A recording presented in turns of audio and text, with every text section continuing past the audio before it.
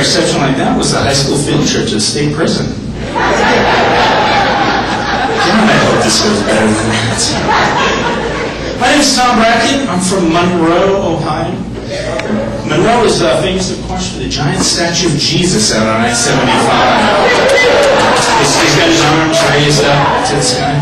I've been saving up my money. I'm going to buy the piece of property across the highway, and I'm going to build a giant statue of Joseph, tossing a frisbee over. A little pickup game between father and son. I'm a biker, as in motorcycle guy, in case you couldn't tell. Ladies, I gotta tell you, Big and Rich got it all wrong. Forget about those cowboys. Ride a biker. And this biker has got a very large motorcycle. But it's not Harley Davidson. Now, don't get me wrong, I'd like to have a Harley Davidson. And Harley folks are some of the best men and women that you ever meet. But every once in a while, you meet one that's just way over the top. And that happened to me recently. I met a couple who were just way over the top.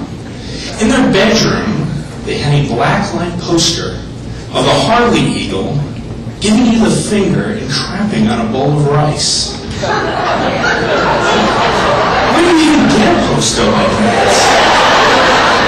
Although I have to admit, the rice looked kind of close to the black light.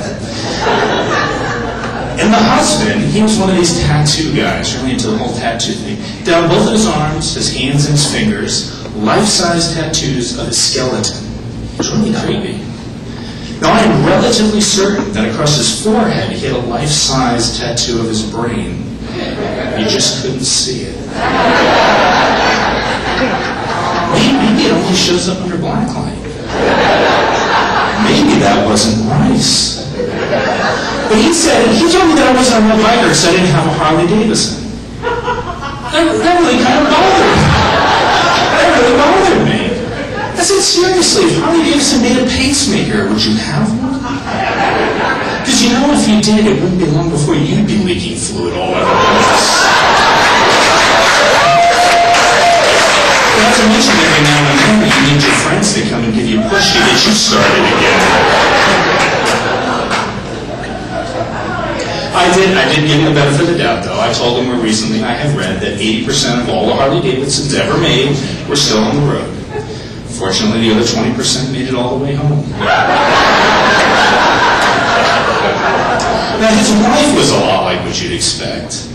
She was tattooed as well. In fact, when I met her, the first thing she did was take off her shirt to show me a giant tattoo of a lion all the way down her back. She said, "Hey, Tom, what do you think of my ink?" I said, "Well, to be perfectly honest with you, I don't think you need a tattoo to advertise that you like lying on your back."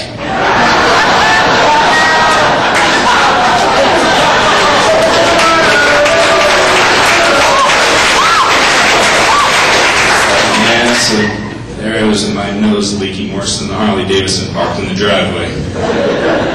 Hey, Tom, we're talking about white trash.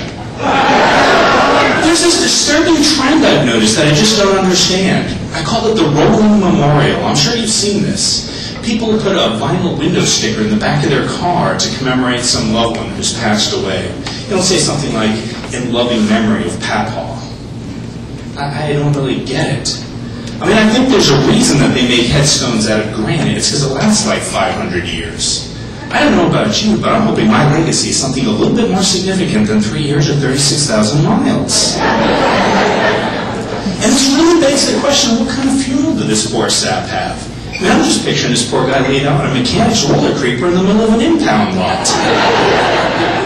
I've heard of an open casket funeral, but never an open trunk funeral. Well, enough of that stuff. Hey, I've got a public service announcement. This is for the men in the audience. I just came back from a cruise. And I've got to tell you guys, I don't care if you have the body of a 20-year-old Olympic swimmer. Do not wear a Speedo bathing suit. It is sick and it is wrong. The minute you take the family jewels and stuff them down into a shiny little spandex change purse, it appears as though your endowment has run out. Do you not have mirrors at home? And if you need a visual, just picture a humpback whale with a fishing bobber sticking out of its mouth, because that's what you look like.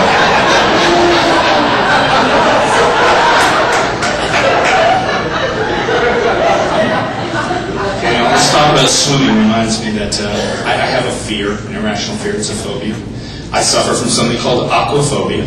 And as everybody knows, aquaphobia is the irrational fear of mixing blue and green together. Phobias are not funny.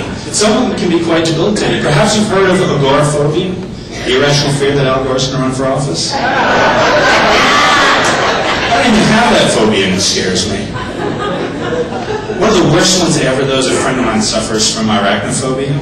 This one's really bad. Arachnophobia is the irrational fear of an oil wealthy Middle Eastern nation.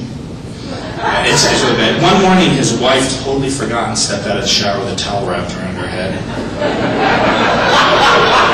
He freaked out, jumped up on a chair, started hitting her with a shoe. I was married for 13 years. Thank God that is over. I think the reason it didn't work was because she wouldn't have sex with me. Just never wanted to have sex with me. In fact, the one time in 13 years she got drunk enough to do it, she yelled at me in bed. She actually yelled at me during sex. She said, "Ouch! You're hurting me!" I gotta tell you, this really pissed me off. It was not my fault. Folks, I'm here to tell you right now, you get locked out of your own house for a long enough period of time, sooner or later, you too will try to break in the back door.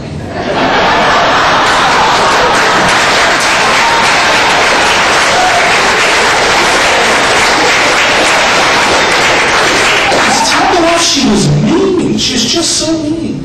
She was so mean that just to keep it hard, I had to slip Viagra to her dildo. She was so mean.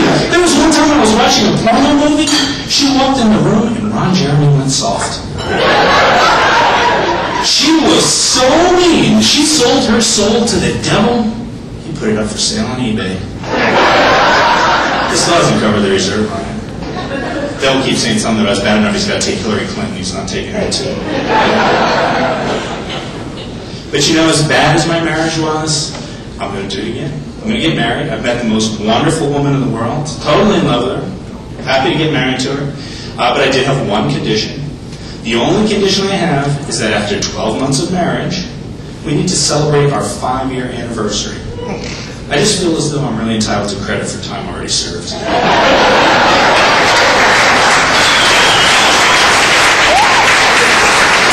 That is all my time. I'll stay in when I can come longer. Thanks.